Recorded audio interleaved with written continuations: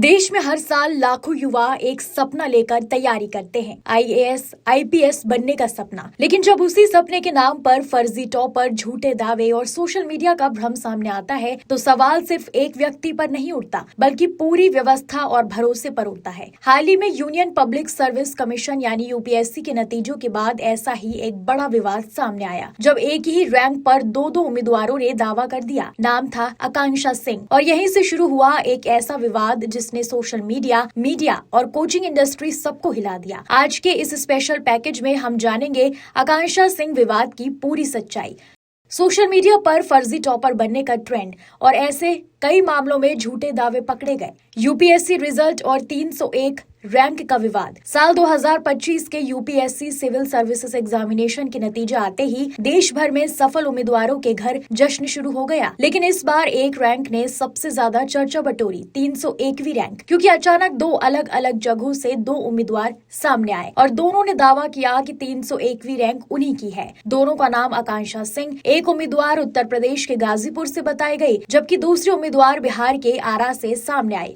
Social media पर दोनों के इंटरव्यू, पोस्ट और दस्तावेज वायरल होने लगे और यहीं से शुरू हुआ यूपीएससी का सबसे अजीब विवाद, जब दो आकांक्षा सिंह ने एक ही रैंक का दावा किया। बिहार की आकांक्षा सिंह ने मीडिया इंटरव्यू में कहा कि उन्होंने यूपीएससी में 301वीं रैंक हासिल की है। उन्होंने बताया कि वो रोज 8 से 10 घंटे पढ़ाई करती थी और ये उनके परिवार का सपना था। तो उधर गाजीपुर की आकांक्षा सिंह ने फेसबुक पोस्ट करके कहा, कोई उनके नाम और रैंक का गलत इस्तेमाल कर रहा है। मामला इतना बढ़ गया कि दोनों के एडमिट कार्ड और दस्तावेज सोशल मीडिया पर वायरल होने लगे। लेकिन असली सच सामने आया जब क्यूआर कोड और रोल नंबर की जांच की गई।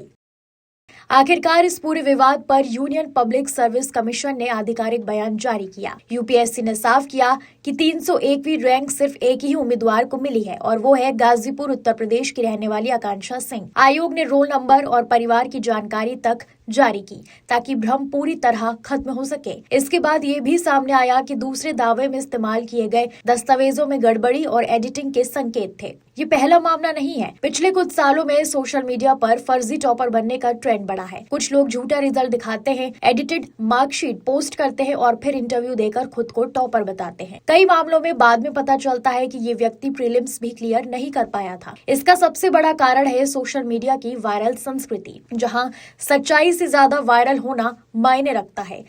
यूपीएससी की तैयारी में एक और बड़ा खेल चलता है, टॉपर ब्रांडिंग। कई कोचिंग संस्थान टॉपर की फोटो लगाकर विज्ञापन करते हैं, सफलता की कहानियां दिखाते हैं और हजारों छात्रों को आकर्षित करते हैं। लेकिन कई बार छात्रों का दावा होता है कि इन विज्ञापनों में असली योगदान कम और प्रचार ज्यादा होता है। इसलिए जब कोई फर्जी टॉपर सामने आता है तो उसका असर सिर्फ एक व्यक्ति पर नहीं, बल्कि पूरी तैयारी करने वाली कम्युनिटी पर पड़ता है। यूपीएससी भारत की सबसे कठिन परीक्षाओं में से एक मानी जाती है। हर साल 10 लाख से ज्यादा कैंडिडेट इस परीक्षा के लिए आवेदन करते हैं। लेकिन फर्जी टॉपर या गलत जानकारी फैलने से कई युवाओं के मन में भ्रम पैदा हो जाता है, क्योंकि यूपीएससी की तैयारी पहले ही लंबी, कठिन और मानसिक रूप से चुनौतीपूर्ण होती है। आकांक्षा सिंह विवाद ने कुछ अहम सवाल खड़े किए हैं। क्या सोशल मीडिया पर किसी भी दावे को तुरंत सच मान लेना चाहिए? क्या मीडिया को भी सत्यापन के बिना खबर चलानी चाहिए? और क्या ऐसी घटनाओं पर कड़ी कानूनी कार्रवाई होनी चाहिए? यूपीएससी सिर्फ एक परीक्षा नहीं है, ये लाखों युवाओं के सपनों का रास्ता है। और जब इस रास्ते पर फर्जी दावे या झूठी कहानियां सामने आती हैं, तो नुकसान सिर्फ एक व्यक्ति का नहीं, बल्कि पूरे सिस्टम की विश्वसनीयता का होता है। आकांक्षा सिंह विवाद ने ये साफ कर दिया है कि सच आखिरकार सामने आ ही जाता है। लेकिन सवाल अभी भी बाकी है, क्या भविष्य में ऐसे मामलों को रोकने के लिए और सख्त कदम उठाए जाएंगे?